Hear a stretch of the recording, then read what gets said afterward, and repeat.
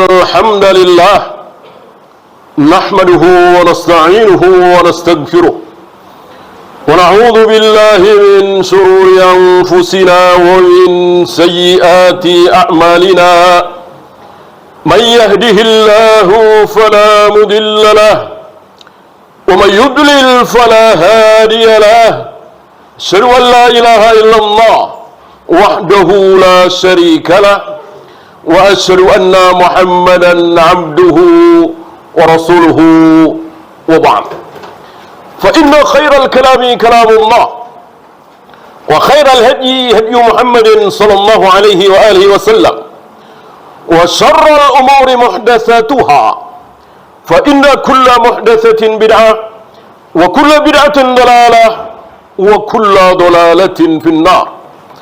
Jamaah azzakumullah, Ali bin Abi Thalib pernah mengatakan lau kana ad-dinu birra'yi, seandainya agama itu harus masuk akal, maka mengusap khuf tentu yang bawah, bukan yang atas. Kenapa Nabi mengajarkan mengusap khuf? Ketika kita berwudu, kemudian kita memakai khuf, sepatu atau kaos kaki yang rapat sampai di atas mata kaki, maka kita ketika wudu lagi saat kencing atau kentut, maka cukup mengusap khuf tersebut tanpa melepas wudu, dan diakhiri dengan mengusap khuf. Yang mana? Yang atas, bukan yang bawah. Ini Nabi ingin mengajarkan kepada kita bahwa agama itu tidak harus sesuai dengan akal. Sebab kalau sesuai dengan akal, yang diusap mestinya bawahnya, kan yang kotor bawahnya, bukan atasnya.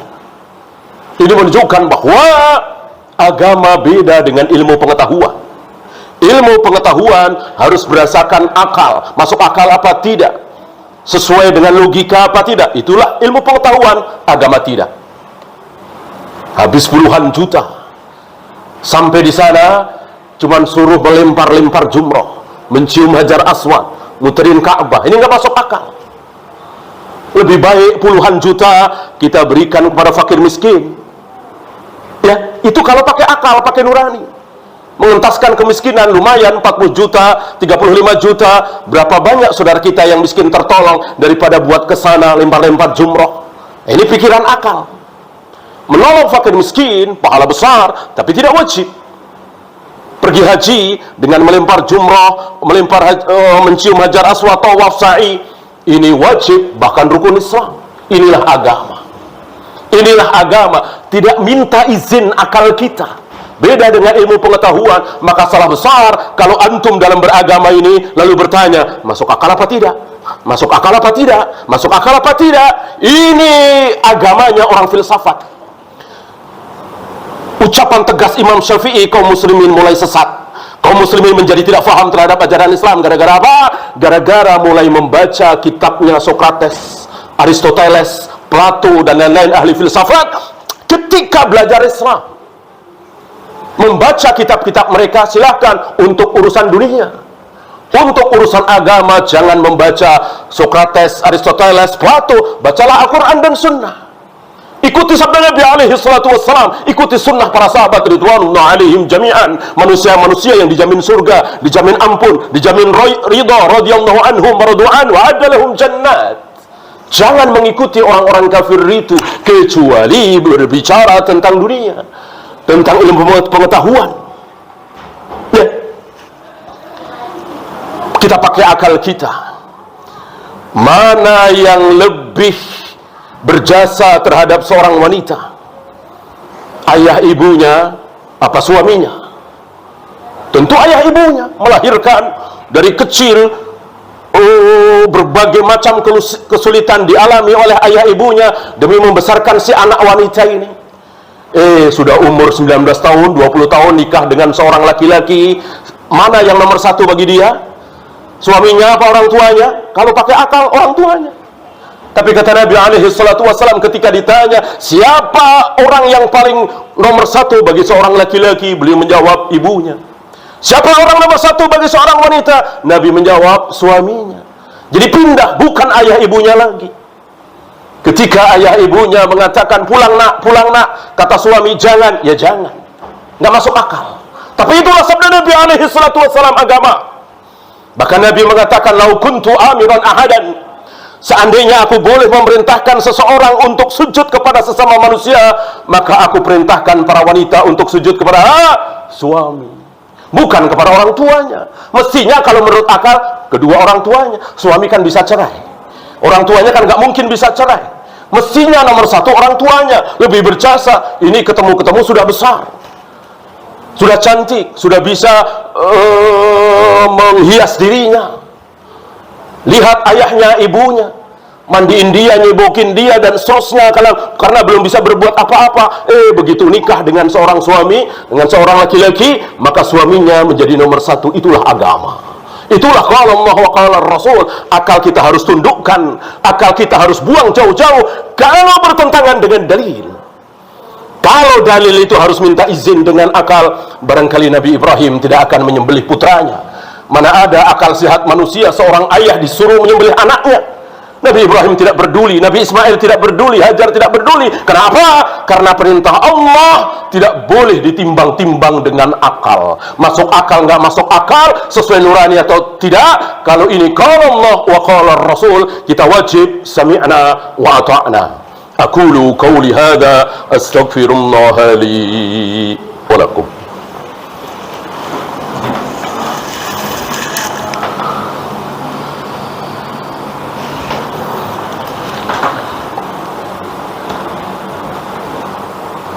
Alhamdulillah hamdan katsiran tayyiban mubarakan fih kama yuhibbu rabbuna wa yarda.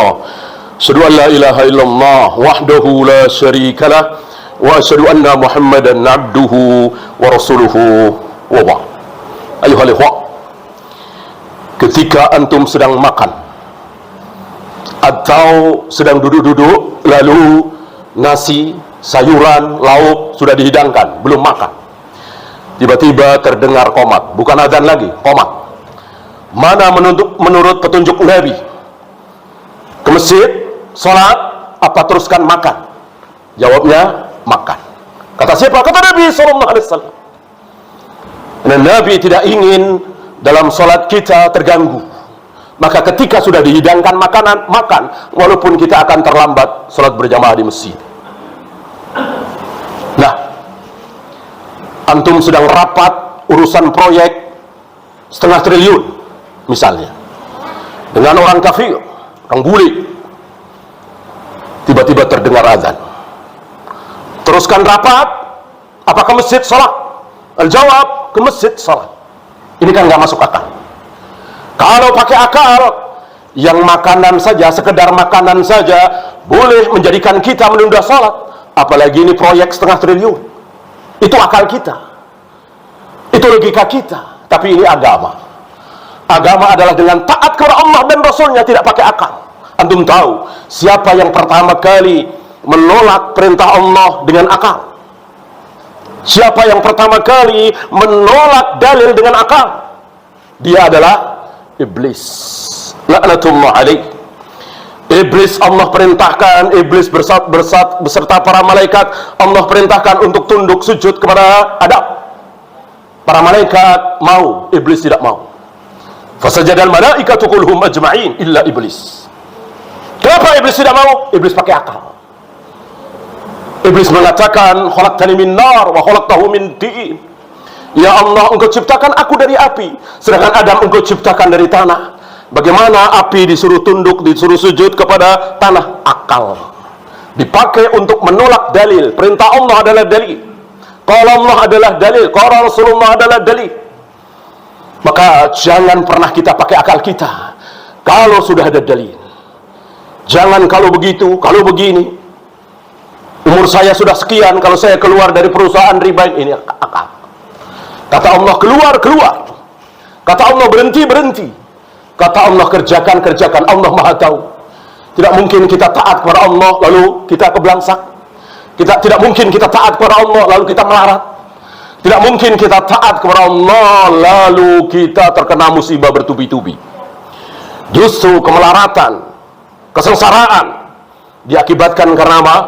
diakibatkan karena kita bermaksiat. Lihat negeri-negeri muslim hari ini, rata-rata miskin, sengsara, terjajah, dan seterusnya. Karena apa? Lihat kemaksiatan saudara-saudara kita yang berzina, yang berjudi, yang minum khamar, kaum muslimin yang meninggalkan masjid, sholat di rumah padahal dengar azan. Ini kita kaum muslimin. Maka Allah berikan musibah demi musibah. Ini beda dengan Amerika, Jepang, Eropa. Mereka kafir. Allah tidak akan menghukum orang kafir kecuali nanti di akhirat. Allah sekalian angkat mereka, junjung mereka, Allah jayakan mereka. Tentu antum tahu istilah istidraj, bahwa kebaikan, kejayaan, kemenangan yang Allah berikan kepada Eropa, Amerika, Jepang adalah istidraj, sebagaimana yang Allah berikan kepada Fir'aun, Namrud, Qarun. Maka jangan antum mengatakan mereka nggak pada sholat, tapi makmur-makmur saja, jaya-jaya saja. Mereka bukan kaum muslimin, kita kaum muslimin. Kaum muslimin agar tidak habis disiksa di neraka, disiksa dulu di dunia ketika berdosa. Tapi ini bukan yang terbaik. Ini bukan yang terbaik. Maunya kita seperti para sahabat, seperti para tabi'in, atba'ul tabi'in. Karena mereka taat kepada Allah, mereka sami'na wa ta'na terhadap dalil, maka Allah angkat tinggi-tinggi derajat mereka. Allah rendahkan serendah-rendahnya musuh-musuh Islam. Dua superpower dunia, Yahudi dan Nasrani, Romawi dan Parsi, tunduk di telapak kaki kaum muslimin, para sahabat, para tabi'in, atba'ut tabi'in. Kenapa? Karena mereka taat kepada Allah. Mereka sami'na wa ta'na terhadap qala Allah wa qala Rasul, tidak seperti kita. Maka jangan ngiri kita kenapa Allah angkat derajat para sahabat, para tabi'in, sementara kaum muslimin hari ini direndahkan oleh Allah serendah-rendahnya. Bukankah sama-sama muslim, sama-sama sholat? Jawabannya tadi, banyak dari kita bermaksiat, yang berbuat syirik, yang berbuat bid'ah, kita tidak bisa menghitungnya. Allahumma salli ala Muhammad wa ala ali Muhammad kama sallaita ala Ibrahim wa ala ali Ibrahim innaka Hamidum Majid. Allahumma ighfiril muslimina wal muslimat wal mu'minina wal mu'minat al ahya'i minhum wal amwat. Rabbana la tuzigh qulubana ba'da idh hadaytana wa hab lana min ladunka rahmah innaka antal wahhab. Rabbana atina fid dunya hasanah wa fil akhirati hasanah wa qina adzabannar. Qimus shalah.